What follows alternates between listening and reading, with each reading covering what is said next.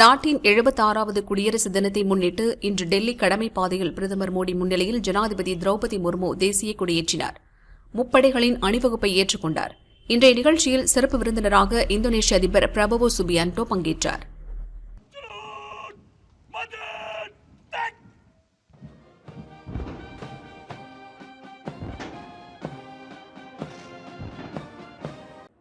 76வது குடியரசு தினத்தை முன்னிட்டு டெல்லியில் உள்ள தேசிய போர் நினைவிடத்தில் வீரமரணம் அடைந்த ராணுவ வீரர்களுக்கு பிரதமர் மோடி அஞ்சலி செலுத்தினார். அவருடன் முப்படை தளபதிகளும் ராணுவ அமைச்சர் ராஜ்நாத் சிங்கும் உடனிருந்தனர். 76வது குடியரசு தின விழாவை முன்னிட்டு நாட்டு மக்களுக்கு பிரதமர் மோடி வாழ்த்து தெரிவித்துள்ளார். நமது அரசமைப்பின் சித்தாந்தங்களை பாதுகாப்பதற்கான நமது முயற்சிகளை இத்தருணம் பலப்படுத்துவதாக அமையட்டும். செழிப்பானதொரு வலிமையான நாடாக இந்தியாவை கட்டமைக்கும் நமது முயற்சிகளுக்கும் இத்தருணம் பலத்தை தரட்டும் என பிரதமர் மோடி வாழ்த்தியுள்ளார்.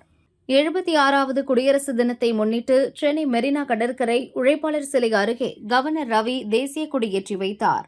அப்போது இந்திய விமானப்படை ஹெலிகாப்டர் மூலம் மலர்கள் தூவப்பட்டன. முன்னதாக கவர்னர் ரவியை முதல்வர் ஸ்டாலின் பூங்கொத்து கொடுத்து வரவேற்றார். முக்கிய அதிகாரிகளை கவர்னருக்கு முதல்வர் அறிமுகம் செய்து வைத்தார். குடியரசு தின விழாவில் முப்படை வீரர்கள் மற்றும் போலீசார் அணிவகுப்பு நிகழ்ச்சி நடந்தது. அணிவகுப்பு மரியாதையை கவர்னர் ரவி ஏற்றுக்கொண்டார். பின்னர் அரசு அலங்கார ஊர்திகள் அணிவகுப்பு நடந்தது. பள்ளி கல்லூரி மாணவர்களின் கலை நிகழ்ச்சியை கவர்னர் ரவி, முதல்வர் ஸ்டாலின் உள்ளிட்டோர் கண்டுகளித்தனர். குடியரசு தின விழாவில் வீரதீர செயலுக்கான அண்ணா பதக்கம் உள்ளிட்ட பதக்கங்களை முதல்வர் ஸ்டாலின் வழங்கினார். காந்தியடிகள் காவலர் பதக்கங்கள் மொத்தம் 5 பேருக்கு வழங்கப்பட்டது. வீரதீர செயலுக்கான அண்ணா பதக்கம் தீயணைப்பு வீரர் வெற்றிவேலுக்கு வழங்கப்பட்டது. சென்னையில் குடியரசு தின நிகழ்ச்சிகளை மக்கள் நின்று பார்க்க சாலையின் இருபுறமும் தடுப்புகள் அமைத்து ஏற்பாடுகள் செய்யப்பட்டது. 18,000க்கும் மேற்பட்ட போலீசார் பாதுகாப்பு பணியில் ஈடுபட்டனர். சம உரிமை, சமூக நீதி, கூட்டாட்சி ஆகிய உயரிய நெறிகளை கொண்ட அரசியலமைப்பு சட்டத்தை நம் நாடு ஏற்ற பொன்னாளான இந்த 76வது குடியரசு தினத்தில் நாட்டு மக்கள் அனைவருக்கும் எனது உளமார்ந்த வாழ்த்துக்களை உரிதாக்குகிறேன் என எடப்பாடி பழனிசாமி கூறினார். அரசியல் அமைப்பில் குறிப்பிடப்பட்டுள்ள மக்களாட்சியின் விழுமியங்களை பேணி காத்திட இந்நன்னாளில் உறுதியேற்போம் எனவும் தெரிவித்துள்ளார். கூகுள் நிறுவனம் அவ்வப்போது பிரபல ஆளுமைகளின் பிறந்த நாள், பண்டிகை நாட்கள், முக்கிய தினங்கள் போன்ற நாட்களில் சிறப்பு டூடுலை வெளியிடுவது வழக்கம். அதன்படி 76வது குடியரசு தினத்தை முன்னிட்டு வனவிலங்குகள் படத்துடன் இந்தியாவின் கலாச்சாரத்தை பிரதிபலிக்கும் வகையில் சிறப்பு டூடுலை கூகுள் வெளியிட்டுள்ளது. நாடு முழுவதும் 76வது குடியரசு தின விழா கொண்டாடப்பட்டு வருகிறது. இதையொட்டி இந்தியாவுக்கு அமெரிக்கா சார்பில் வாழ்த்து தெரிவிக்கப்பட்டுள்ளது. இந்தியா மற்றும் அமெரிக்கா ஆகிய இரு நாடுகளுக்கு இடையே உறவுகள் புதிய உச்சம் தொட்டு வருகிறது.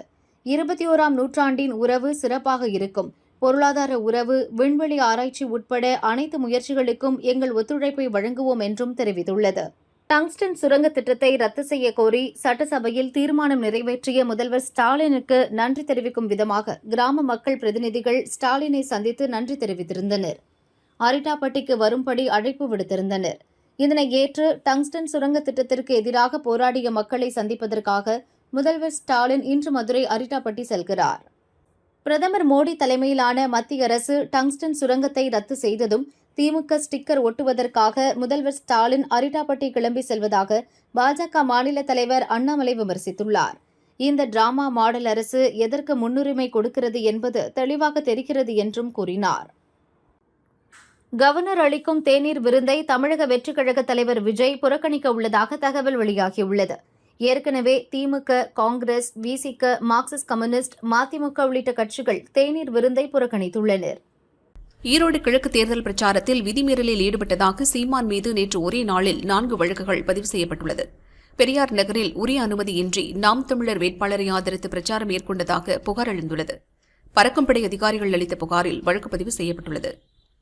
பிரான்சின் பாரிஸ் நகரில் நடைபெறவுள்ள செயற்கை நுண்ணறிவு மாநாட்டில் பிரதமர் மோடி பங்கேற்கிறார். இதற்காக அடுத்த மாதம் 10ஆம் தேதி மோடி பிரான்ஸ் செல்கிறார்.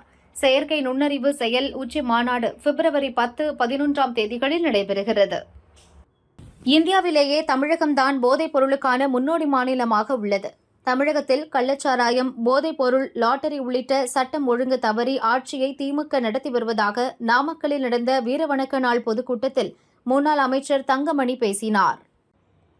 தனுஷ்கோடி தலைமன்னார் இடையே நேற்று நள்ளிரவு மீன்பிடித்துக் கொண்டிருந்த ராமேஸ்வரம் மீனவர்கள் 18 பேரை எல்லை தாண்டி மீன்பிடித்ததாக கூறி இலங்கை கடற்படை கைது செய்தது. அதேபோல் இன்று அதிகாலை மேலும் ஒரு விசைப்படகையும் அதிலிருந்த 15 மீனவர்களையும் இலங்கை கடற்படையினர் சிறைபிடித்து சென்றுள்ளனர். காசிமேட்டில் மீன் வாங்குவதற்காக மீன் பிரியர்கள் கூட்டம் இன்று அலைமோதியது. நள்ளிரவு முதலே விற்பனை அமோகமாக நடைபெற்றது. ஆந்திராவில் இருந்து கஞ்சா வாங்கி வந்து சென்னை திருவிக நகரில் டெலிகிராம் மற்றும் வாட்ஸ்அப் மூலம் பல்வேறு நபர்களுக்கு கூடுதல் விலை வைத்து விற்று வந்த சிறுவன் உட்பட 2 பேர் கைதாகினர். 1.5 கிலோ கஞ்சா பறிமுதல் செய்யப்பட்டது.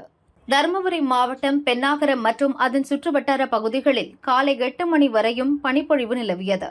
50 மீட்டர் தூரம் வரை எதிரே வரும் வாகனங்கள் தெரியாததால் வாகன ஓட்டிகள் முகப்பு விளக்குகளை எரியவிட்டபடி சென்றனர்.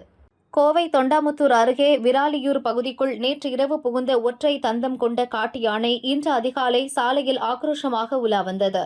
யானை வருவதை பார்த்த முதியவர் ஒருவர் ஓடும் காட்சி வெளியாகி அப்பகுதி மக்களிடையே அச்சத்தை ஏற்படுத்தியுள்ளது. பிரபல மலையாள இயக்குநர் ஷஃபிக்கு பக்கவாதம் ஏற்பட்டதால் கொச்சியில் உள்ள தனியார் மருத்துவமனையில் அனுமதிக்கப்பட்டிருந்தார். இந்நிலையில் நேற்று நள்ளிரவு 12:30 மணியளவில் அவர் இறந்துவிட்டதாக டாக்டர்கள் தெரிவித்துள்ளனர். திரையுலகினர் பலரும் அவரது குடும்பத்தாருக்கு இரங்கல் தெரிவித்து வருகின்றனர்.